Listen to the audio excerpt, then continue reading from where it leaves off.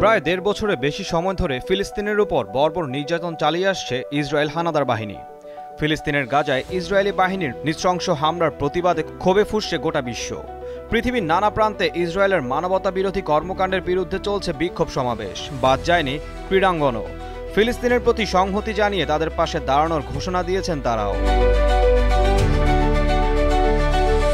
বাংলাদেশের ক্রিকেটাররা সামাজিক যোগাযোগ মাধ্যমে পোস্টের মাধ্যমে ফিলিস্তিনের মানুষের প্রতি সমর্থন জানিয়েছেন।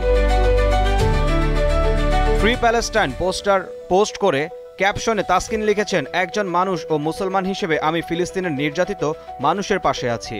শান্তি, ন্যায় বিচার ও মানবতার জয় হোক এই প্রার্থনা। ফিলিস্তিনের জন্য আল্লাহর সহায়তা চেয়ে পোস্ট দিয়েছেন wicket keeper batsman Mushfiqur Rahim. এর আগে রবিবার গাজায় হামলার একটি প্রতীকী ছবি পোস্ট করে আল্লাহর সাহায্য কামনা করেছেন ক্রিকেটার মাহমুদুল্লাহ। তানজিম সাকিব সহ আরও অনেকেই গাজার প্রতি সহানুভূতি জানিয়েছেন। ক্রিকেটাঙ্গন ছাড়িয়ে ফুটবলেও তা ছড়িয়ে গেছে। ফিলিস্তিন ফুটবল দলের সঙ্গে বাংলাদেশের ম্যাচের একটি মুহূর্তের ছবি পোস্ট করে জামাল ভুঁইয়া সামাজিক যোগাযোগ মাধ্যমে লিখেছেন, সবসময় তোমরা আমাদের মনে ও হৃদয়ে আছো, ভালো সময়ের জন্য দোয়া করছি।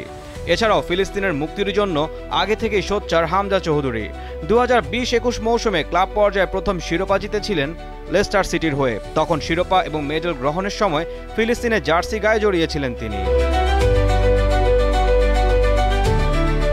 ইউরোপিয়ান ফুটবলের মাঠেও ছড়িয়ে গেছে সে প্রতিবাদ। সেল্টিক ফুটবল ক্লাবের সমর্থকরা বারবার দেখিয়ে দিচ্ছেন, ফুটবল শুধু খেলা নয়, এটা একটা ন্যায়ের কণ্ঠস্বর।